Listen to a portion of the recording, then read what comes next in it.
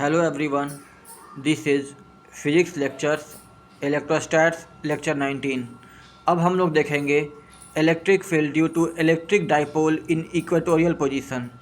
दूसरा नाम होता है इसका ब्रोड ऑन पोजीशन। देखिएगा, पहले सिचुएशन समझ लीजिएगा क्या हो रहा है।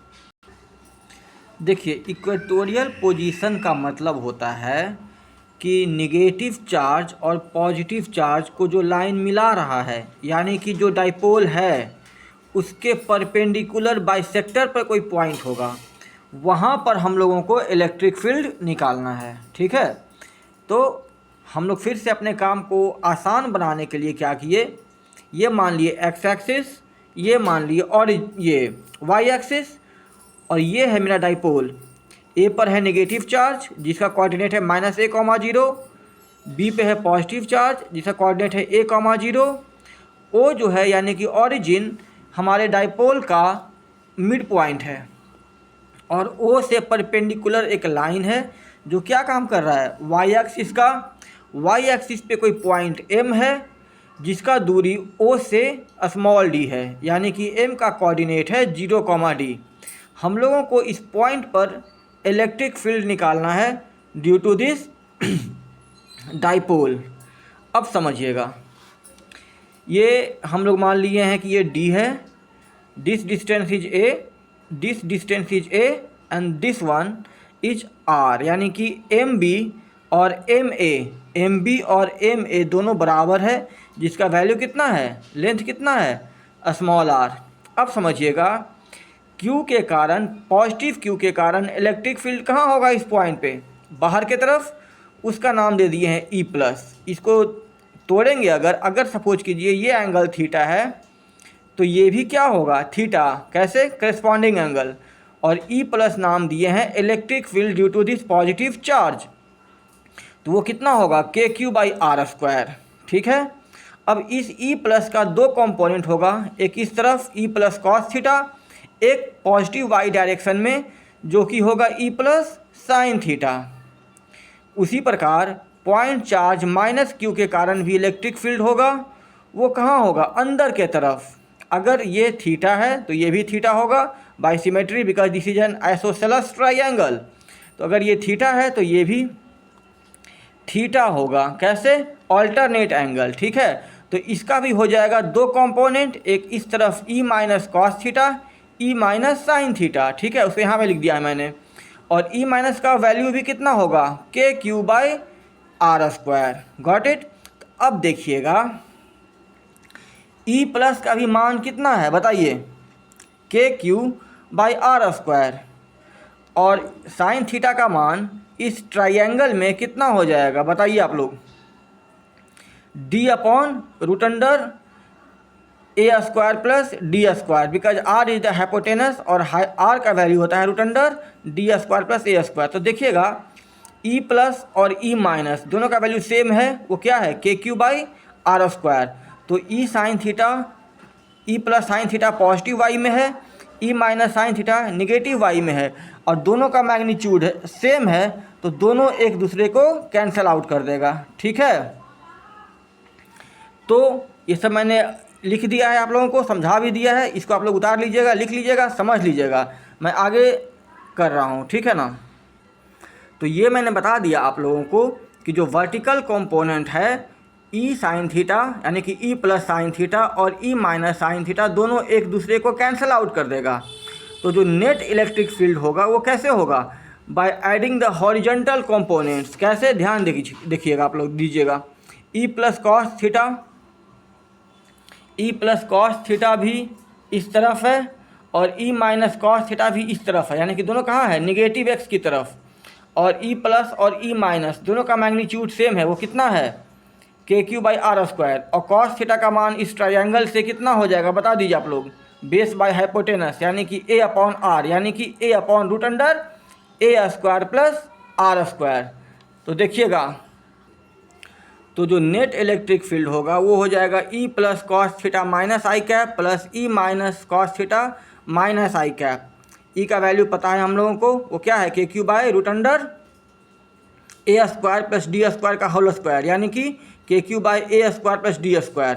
तो यही चीज़ यहाँ भी है, यही चीज़ यहाँ भी है। तो 2 बार है तो 2 से गुना कर देंगे, कॉस का मान हो गया है बेस बाय हाइपोटेनस और माइनस आई कैप डायरेक्शन है।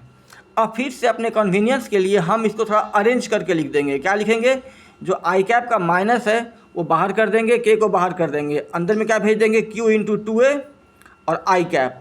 अब मैं आप लोगों को बता चुका हूँ कि ये चीज़ जो है positive charge into charge separation और आई कैप क्या है, डायरेक्शन ऑफ डाइपोल मोमेंट, ठीक है, क्योंकि डाइपोल मोमेंट कहाँ है, along positive x.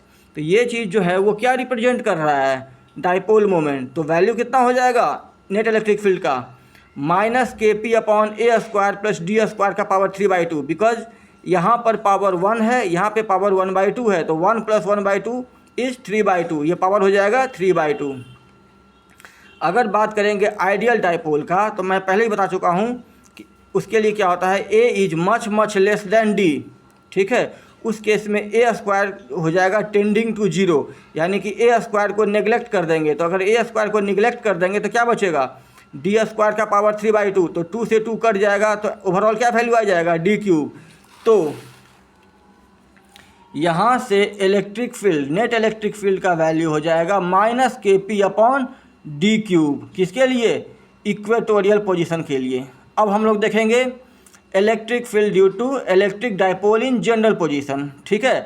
Axial position देख लिए, इक्वेटोरियल पोजीशन देख लिए, अब देख रहे हैं जनरल पोजीशन। सपोज कीजिए ये -q है, ये +q है, एज यूजुअल इसका कोऑर्डिनेट -a,0, इसका कोऑर्डिनेट a,0, ऑरिजिन से यहाँ पर थीटा एंगल पर कोई लाइन है और यहाँ पे कोई पॉइंट है m, वहाँ पर हम लोगों को इलेक्ट्रिक फील्ड निकालना है।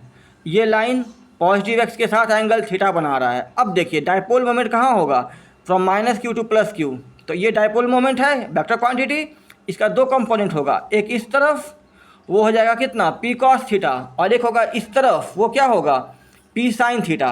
अब देखिए तो जो p cos थीटा है डाइपोल मोमेंट का कंपोनेंट, वो उस कंपोनेंट के लिए ये पॉइंट क्या बन जाएगा, एक्सियल पोजीशन, और जो p sin थीटा है वो कहाँ है, इस तरफ, तो p sin थीटा पर ये लाइन क्या है, परपेंडिकुलर, तो p sin थीटा के लिए ये पॉइंट क्या बन जाएगा, इक्वेटोरियल पोजीशन, ठीक है। तो मैं जानता हूँ कि इलेक्ट्रिक फील्ड ड्यू टू ये डाइपोल अलॉन्ग OM, और OM की तरफ कितना है dipole moment p cos theta, वो क्या बन जाएगा, उसके लिए पॉइंट M, एक्सियल पोजीशन। तो एक्सियल पोजीशन में कितना होता है इलेक्ट्रिक फील्ड, 2kp/r³, लेकिन यहाँ पे p नहीं है, क्या है p cos थीटा, तो वैल्यू कितना हो जाएगा 2kp cos थीटा/d³, ठीक है।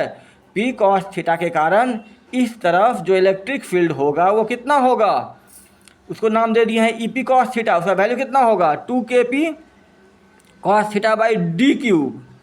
अब देखिए p sin थीटा इस तरफ है, तो अभी हम लोग देखे हैं कि अगर इक्वेटोरियल पोजीशन में डाइपोल मोमेंट के उल्टा डायरेक्शन में होता है नेट इलेक्ट्रिक फील्ड, तो डाइपोल मोमेंट का कंपोनेंट इस तरफ कितना है p sin थीटा, तो इसके कारण इलेक्ट्रिक फील्ड कितना होगा उल्टा इस तरफ, उसका नाम क्या दे दिए EP sin थीटा, उसका वैल्यू कितना हो जाएगा -kp sin थीटा/r³, यानी कि d³। माइनस क्या इंडिकेट कर रहा है, डाइपोल मोमेंट का उल्टा डायरेक्शन, ठीक है।